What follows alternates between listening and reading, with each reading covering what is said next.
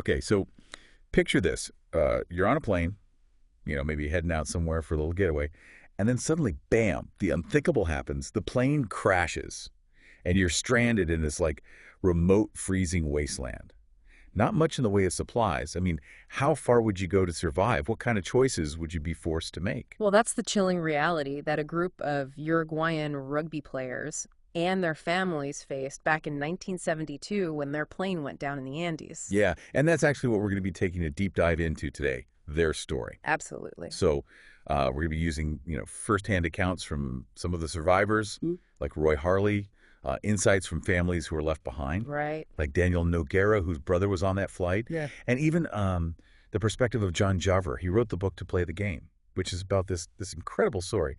Yeah, it's a really powerful story, and what I think is so gripping about it is it really reveals just how much the human spirit can adapt and endure in the face of, I mean, just unimaginable circumstances. Yeah. It also poses some really uncomfortable ethical questions, Yeah, that kind of force us to examine our own values and beliefs. for sure. Okay, so let's go back to that fateful day. Okay. Friday, October 13th, 1972. A plane carrying this rugby team, their loved ones, and the crew. It slams into a mountain in the Andes. Yeah. And it's just utter chaos, devastation. Right. Roy Harley, one of the survivors, he describes the storm, Yeah. the impact, the plane breaking apart, and that sinking feeling of being stranded in a place where survival seems, almost impossible. And what makes their situation even more, I guess, dire is that they had no real preparation. I mean, they were dressed, for a South American spring, Right. not for the brutal freezing conditions of the high Andes. And their supplies, I mean, they were meager at best. They had some chocolate, little wine, and not much else. It really shows just that sudden shift from a sense of normalcy to a fight for their very lives. Yeah, it's hard to even imagine, like, that feeling Yeah. of utter despair, right? Yeah. Yet amidst the wreckage, there's this little flicker of hope. They find this small transistor radio, Yeah. and they're actually able to pick up news reports Mm. about the search efforts. Wow. I mean, can you imagine, it's like clinging to those faint radio waves, Right. hearing the world talking about you as they Right. desperately search for your lost plane? Yeah, it must have been this strange mix of hope and terror. On the one hand, they knew the world hadn't forgotten about them. Yeah. But on the other hand, every single day that passed with no rescue must have just chipped away at their optimism. And that's exactly what happens. After 8 excruciating days, the search is called off. Oh, wow. Authorities deem it, impossible for them to have survived given the harsh conditions and the remoteness of the crash site. So while the survivors are battling the elements and this dwindling hope on the mountain, their families back home, they just refuse to give up. Yeah. Imagine the anguish and uncertainty, going through that as a family member. Led by Carlos Paez Valero, he's a well-known Uruguayan artist. His son was on the flight. They launched their own independent search, using ham radios to communicate across these vast distances. I mean, they were determined to do everything they could to find their loved ones. Yeah, it speaks to the power of love and determination, Right. doesn't it? Yeah. But for the survivors up on that mountain, their fight was far from over. On October 29th, a massive avalanche strikes. Oh, no. Their makeshift shelter in the plane's fuselage, it buries them in snow and kills 8 more passengers. Imagine the feeling of being trapped. Yeah. The weight of the snow pressing down, the loss of even more friends. Yeah, it's hard to fathom the psychological blow of that event. They'd already endured so much, only to be plunged into deeper despair. They lost key figures in their group, like Arturo Noguera. He had kind of emerged as this leader. Yeah. And they were running out of food, and hope was really starting to feel like a distant memory. And it's at this point, facing starvation, they realize that no rescue is coming. Right. And they make a decision that most of us can barely comprehend. Yeah. They decide to consume the bodies of their deceased friends. It's a choice it's hard to even process, isn't it? Right. But we have to try and understand, like, the context. Yeah. They were literally starving, Yeah. facing this slow and agonizing death. Yeah. They had no other options, no hope of finding food in that desolate, frozen landscape. And their rationale, as disturbing as it might seem, was rooted in this sense of practicality and even, spirituality. Yeah. One survivor, Coco Nikolic, she wrote in a letter, "We have to face it with courage and faith. Faith because I come to the conclusion that the bodies are there because God put them there. And it just offers this tiny glimpse into the emotional and spiritual struggle that they must have gone through to justify this act. It's a reminder that in extreme situations, like survival can push people to make choices that just, they defy our conventional morals. But it's crucial to remember that, I mean, they weren't acting out of cruelty Right. or disrespect.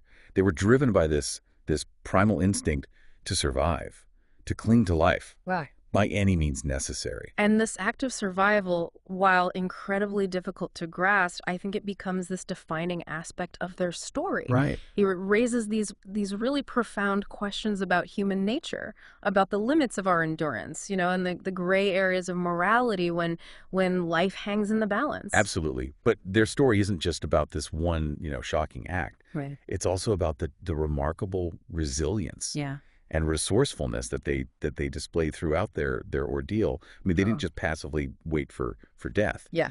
They organized themselves. Right. They developed systems for melting snow, for drinking water, rationing their meager supplies, taking care of the injured, even finding these moments of laughter and connection amidst all the horror. Yeah, it's a testament to their ability to adapt and create a sense of order and community. And I mean, the most chaotic and challenging of circumstances. They were essentially building this miniature society on that mountain, driven by the shared will to live. And as weeks turned into months, that will to live propelled them to take an even bolder step. They realized that rescue wasn't coming. Right. And 3 of the survivors, Nando Parado, Roberto Canessa, and Antonio Vizintin, they decided to make this desperate attempt to find help. Wow. They set out on this treacherous trek across the Andes with no map, limited supplies, and bodies already weakened by starvation. It was a journey that was, just fraught with danger. Every step was a gamble against hypothermia, exhaustion, and just the sheer vastness of the mountains. Can you picture them, these 3 young men, just driven by sheer determination, pushing their bodies to the absolute limit? Yeah. I mean, it's hard to fathom the mental and physical strength that it must have taken to keep day after day facing this uncertainty at every turn. Absolutely. And their journey was marked by both moments of despair. Right. And then these glimmers of hope. Yeah. Imagine the crushing disappointment of climbing for days. Yeah. Only to see this endless expanse of peaks and valleys. No sign of civilization. But then the sight of a rusty can, a horseshoe, these tiny signs of human presence. They must have felt like beacons of hope, reminding them that the world existed beyond their icy prison. And on the 9th day of their arduous trek, they're following this river downstream, and they stumble upon a Chilean cattle herder named Sergio Catalan. Wow. It's a chance encounter that, it feels almost miraculous, like something out of a movie. Yeah. Catalan was initially skeptical, as you might imagine, but Parado, he had written this note explaining their plight.